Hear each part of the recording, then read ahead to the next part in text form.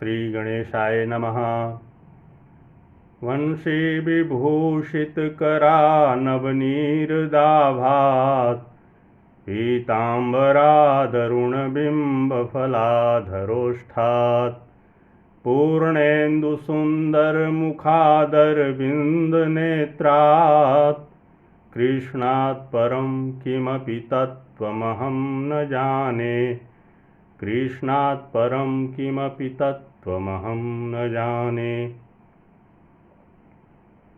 मैं वेंकटेश शर्मा, सहायक प्राध्यापक, गुरुकुल संस्कृत महाविद्यालय बैरगनिया सीतामढ़ी, आज के ऑनलाइन कक्षा में शास्त्रीय सामान्य तथा प्रतिष्ठा तृतीय खंड के विद्यार्थियों का स्वागत करता हूं। आज की कक्षा अनिवार्य प्रथम पत्र संस्कृत साहित्य इतिहास के लिए है। आज हम लोग महाकवि कालिदास के ऐतिहासिक पृष्ठभूमि के बारे में जानेंगे। महाकवि कालिदास भारतीय तथा पाश्चात्य दोनों दृष्टियों से संस्कृत के सर्वमान्य कवि माने जाते हैं। नाट्य कला की सुंदरता निरखिए, काव्य की वर्णन छटा देखिए, गीति काव्य के सरस हृदयोगारों को पढ़िए। कालिदास की प्रतिभा सर्वातिशायिनी है। उनके काव्यों की जितनी ख्याति निश्चित है, उनकी जीवनी तथा काल निरूपण उतना ही अनिश्चित है। कालिदास की जन्मभूमि के विषय में बंगाल तथा कश्मीर के नाम लिए जाते हैं, परंतु यह अभी तक अनिर्णित ही है। कवि ने उज्जैनी के लिए विशेष पक्षपात दिखलाया है, जिससे यहीं इनकी जन्मभूमि प्रतीत होती है। मेघदूत में यक्ष रास्ता टेढ़ा होने पर भी श्री विशाला उज्जैनी को देखने के लिए मेघ से आग्रह करता है। उज्जैनी के विशाल महलों तथा वहाँ के रमणियों के कुटिल कटाक्षों को देखने से यदि वह वंचित रह गया तो उसका जीवन ही निष्फल है। कालिदास ने अवंती प्रदेश की भौगोलिक स्थिति का सूक्ष्म वर्णन मेघदूत में किया है। वहाँ की छोटी छोटी नदियों का भी नाम निर्देश किया है तथा उन नदियों का वर्णन किया है। उज्जैनी के प्रति उनके विशेष पक्षपात तथा वहाँ के सूक्ष्म भौगोलिक परिचय के आधार पर यही कहा जा सकता है कि कालिदास वहीं के रहने वाले थे। कालिदास निसंदेह शैव थे। इतिहासकार के अनुसार वे उज्जैनी के विख्यात ज्योतिर्लिंग महाकाल के उपासक थे। मेघदूत में महाकाल की उपासना के प्रति उनका आग्रह इसका आधार माना जा सकता है।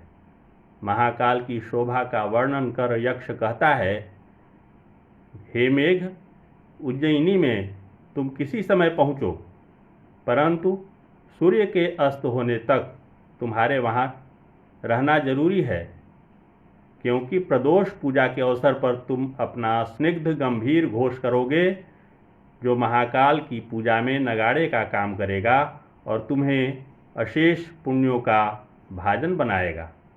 इतना ही नहीं, कालिदास मंदिर में पूजार्थ नियत की गई देवदासियों से भी परिचय रखते हैं। यह प्रथा दक्षिण के मंदिरों में आज भी प्रचलित है, यद्यपि उत्तर भारत के मंदिरों में यह प्रथा न के बराबर है। उज्जैनी उदयन तथा वासवदत्ता के उदात्त प्रेम की क्रीड़ा स्थली थी, इसीलिए कालिदास ने इस कथा से संबद्ध छोटी छोटी घटनाओं तथा उनके नियत स्थानों का भी उल्लेख कर नगरी के प्रति पूर्ण पक्षपात प्रदर्शित किया है, जो उसे कवि की जन्मभूमि होने का गौरव प्रदान करने में सचेष्ट है। भारतीय जनश्रुति के आधार पर कालिदास राजा विक्रमादित्य के नवरत्नों के मुखिया थे। कालिदास के ग्रंथों से भी विक्रम के साथ रहने की बात सूचित होती है। विश्वविख्यात शकुंतला का अभिनय किसी राजा की संभवतः विक्रमादित्य की अभिरूप भूयिष्ठा परिषद में ही हुआ था। विक्रमोर्वशीय में पुरूरवा के नायक होने पर भी विक्रम का नामोल्लेख नाटक के नाम में है तथा अनुत्सेकः खलु विक्रमालंकारः आदि वाक्य इस सिद्धांत की पुष्टि कर रहे हैं कि कालिदास का विक्रम से संबंध अवश्य था। रामचरित महाकाव्य की ख्याति कामपि कालिदास कवयोः नीताः सकारातिना आदि पद्यों से भी इसी संबंध की पुष्टि होती है। अतः जब तक इसके विरुद्ध कोई ठोस प्रमाण न मिले तब तक यह मानना अनुचित नहीं होगा कि कालिदास राजा विक्रम की सभा के ही रत्न थे। कालिदास ने शुंग वंशीय राजा अग्निमित्र को अपने मालविकाग्निमित्र नाटक का नायक बनाया है, अतः वे उसके अनंतर होंगे। इधर सप्तम शताब्दी में हर्षवर्धन के सभा कवि बाणभट्ट ने हर्षचरित में कालिदास की कविता की प्रशस्त प्रशंसा की है। अतः कवि कालिदास के समय के विषय में प्रधानतया 3 मत है। पहला मत कालिदास को षष्ठ शतक का बतलाया है। दूसरा मत गुप्त काल में कालिदास की स्थिति मानता है। तीसरा मत विक्रम संवत के आरंभ में इनका समय निर्धारित करता है। षष्ठ शतक में कालिदास भारतीय इतिहास में विक्रम उपाधि वाले 4 राजाओं का उल्लेख पाया जाता है, जिनके समसामयिक होने से कालिदास का भी समय भिन्न भिन्न सदियों में माना गया है। डॉक्टर हार्नली का मत है यशोधर्मन ने, जिसने कारूर की लड़ाई में हूण वंश के प्रतापी राजा मिहिरकुल को बालादित्य नरसिंह गुप्त की सहायता से परास्त किया था, विक्रमादित्य की उपाधि भी ग्रहण की थी। अपनी इस महत्वपूर्ण विजय के उपलक्ष्य में उसने नवीन संवत चलाया, जो विक्रम संवत के नाम से व्यवहृत हुआ।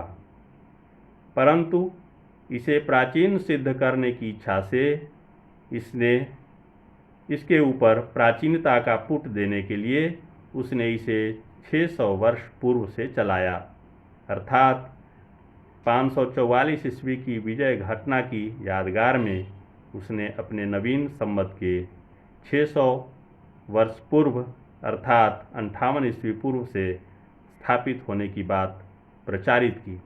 इस प्रकार आज हम लोगों ने कालिदास के विषय में, इनकी प्राचीनता के विषय में हम लोगों ने अध्ययन किया।